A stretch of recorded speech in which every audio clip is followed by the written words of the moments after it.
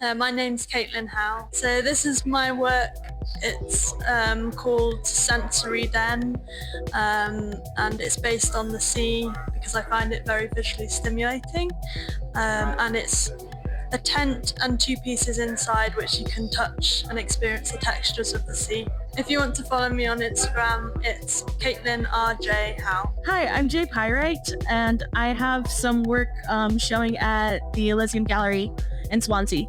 So my work is in two parts. There's paintings that are connected with mixed media stuff, and there's poetry. But both of them are on the same theme. They're about neurodiverse experiences being very multiple and very different from each other and from themselves. But however, it's also all inseparable. You can't separate these things from each other as much as you want. You can't have the joy without the pain. You can't have the love with faces art, many face art. Also, I have an exhibition that I'm a part of. It's with In Focus in Southampton, and it's going to be at God's House Tower, and that's going to be on the 13th of June? Yeah, the 13th of June. Hi, I'm Stuart Wilson. These are three of the pieces that I've decided to submit into the open call. First one behind us is Dyslexic Bear, and it's a bear working out its left to right. This came about of a conversation I had with a colleague who was trying to convince us that bears only use one hand, so bears all know their right. So this is a bear working out its left to right, and it also fitted in with me at school, and that's why the left and right of the shoe are on the shoes, because a teacher at my school made us put left and right on my shoes, and then I was sent subsequently after then to dyslexic specialist school. The octopus piece, and I always use the octopus to kind of represent, or like a squid octopuses, because they're kind of like an alien life, an alien form of intelligence. So it's an intelligence that has evolved outside of,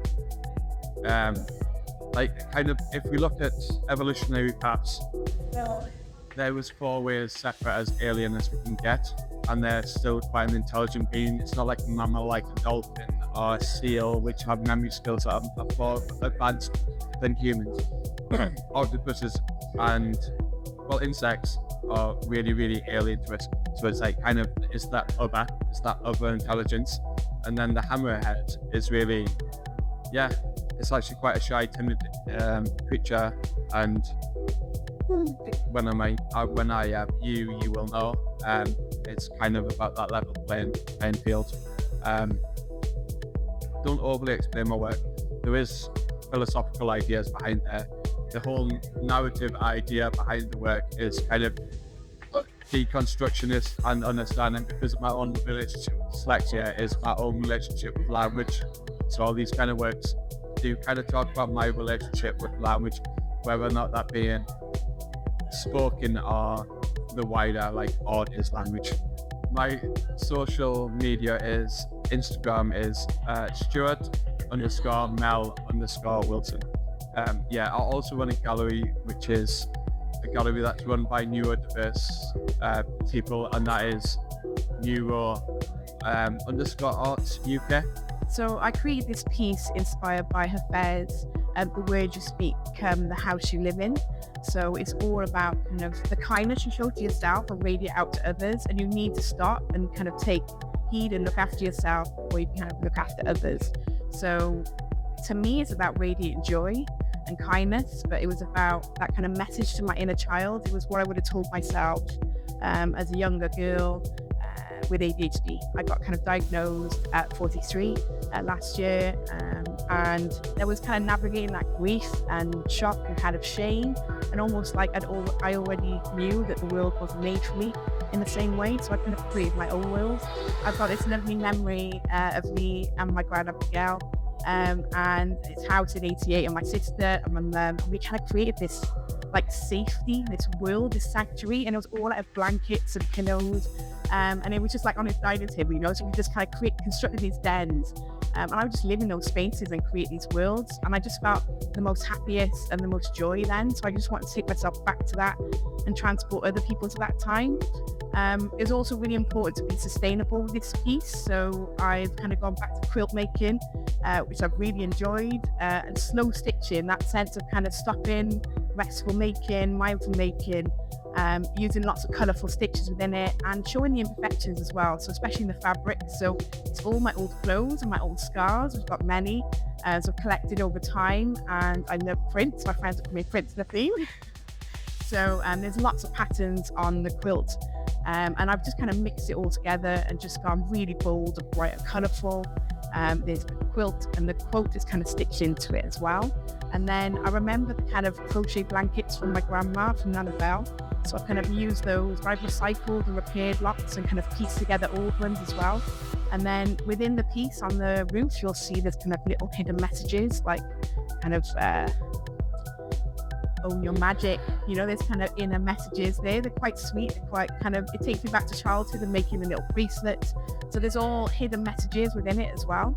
And then the front kind of all pom-pom curtain, which I love. And it's like it's basically a memory I've got of my granddad's house, and in that there was like a curtain there, like a wooden curtain as we walked through the kitchen, and I kind of got the sound as well, so kind of added beads to make that sound. And then the ribbon was just freedom, because it flows and it moves within the wind. It's just beautiful, it's really colourful, and I couldn't help but add lots of colour. It just grew over time, and I think the more I sat with it, the more it grew and built. Of course, its pom-poms kind of exploded all over the front and all over it, and each one is kind of different and unique. It's been really special because I've kind of, some of it has been stitched with myself and my mum, so I spent a lot of time with her, a dear friend Claire as well. So it's just been lovely to kind of, and people have kind of shared their ideas and their thoughts about it as well. So it's been really special. As you go inside, then I just wanted to create this kind of glimmering, glistening, hopeful, sparkling, joyful space. That's so many words, but it was kind of just to feel like when you're within it, that joy is kind of radiating out, and the crochet pieces, kind of the patterns of that kind of falls on you as well. So it was just bringing light within that space, even though it's kind of comforted and kind of enclosed. And it was just, I guess for me, it was just a space to feel safe and happy and joyful, and a kind of radical take on me with ADHD. So a way that I hadn't really told anybody either. So this was my first kind of way of owning it, just being like, this is me. This is the things I would have liked to have known when I was a child, or would have liked to have heard. And just that I belong here too, and that in here I can hide away in there and feel quite happy that I belong. Okay, my name's Jojo Vagabondi. Really, Vagabondi it's come through my puppet work. So I've been doing puppet work for years, and so that's how I got that name, because that was the name that was of my puppet company, and you kind of just go with it. Yeah, so usually I'm making puppetry work for family audiences.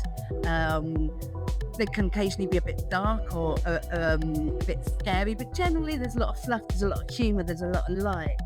So this was my chance to make things that try to express that neurospicy experience of sometimes we can fly like this, but when you look at the other pieces, we are really looking at also we can be tangled and numb and all those kind of inner worlds. So I was trying to express those inner worlds of what we experience as a neurospicy artist, or neurospiciness generally. So yeah, years of puppetry had given me that ability to make and craft. I did a sculpture degree, that's what I originally did. But at the time, like 25 years ago, whatever, I wanted more interaction. So that's how I got with the puppets. That was sculptures that moved. And now it's like I'm feeling like, I'm coming back to creating some static work that I'm hoping expresses something in just like that one moment rather than a whole load. Yeah, so the pieces are kind of like an evolution of life experience, and this one's about those rare times when we're flying, those rare times of flow, those rare times where everything, the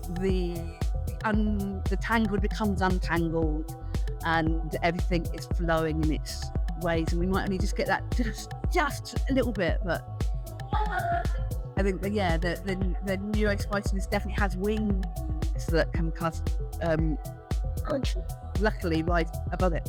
I'm on the Insta as Jojo Vagabondi, very easy to find. But Facebook as Vagabondi, as Jojo Vagabondi as well, I think. So yeah, come follow me. I do a lot of this work. What you'll also see is a lot of my community work. So this is very different work than I normally create, because what I'm usually doing is making lots of community work, lots of parades, or puppet shows, and so you can see the variety of the work on there, and catch you somewhere. Hi, my name is Alice Banfield, and I'm a multidisciplinary artist based in Cardiff, Wales. I previously studied a Bachelor's Fine Art degree at University of Reading. My piece at the Voices from the Outskirts exhibition at the Elysium Gallery was made during my studies at Cardiff Metropolitan University. It was inspired by my experiences of being an autistic person. I was inspired by Ursula K. Le Guin's world building, and that influenced me into creating my own sort of world called the Greylands, which is inspired by the black and white mindset that autistic people often experience, whether a situation is good or bad. I was inspired by the world building in Ursula K. Le Guin's stories, in particular a short story called Vaster Than Empires and More Slow, which has a character who is explicitly autistic, identified as autistic, and he has this power where he can feel other people's emotions, but in compensating for his own. The ideas around Vaster Than Empires and More Slow is that the forest is a metaphor for the mind, and I use this metaphor in the current piece, Welcome to the Greylands, to introduce my own world building. And in the work you can see the depressed lake dragon resting in the tapestry piece while observing the other creatures that are lingering in the forest. The other piece I have in the Elysium Gallery is an animation called The Root is Nervous, and it's showing a ritualistic process of taking antidepressants and showing where I'm presenting myself as a little character called Blue, where she is confronted by another character that I've made called the Sertraline Maiden, to show my relationship with antidepressants and how that relationship is quite toxic in the sense that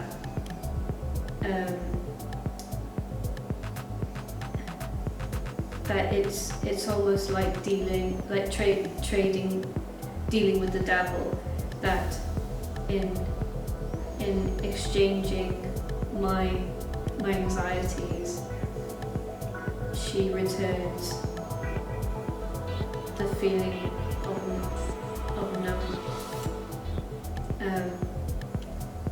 the toxic relationship with antidepressants, in that I trade all my anxieties and fears, and in return I experience a lot of numbness, which was influenced by a study made by Cambridge University, where people who were on antidepressants long term experienced a thing called emotional blunting. You can find my work on Instagram and TikTok.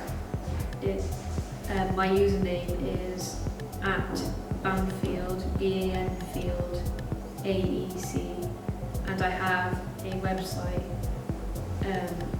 www.alicecbanfield.squarespace.com.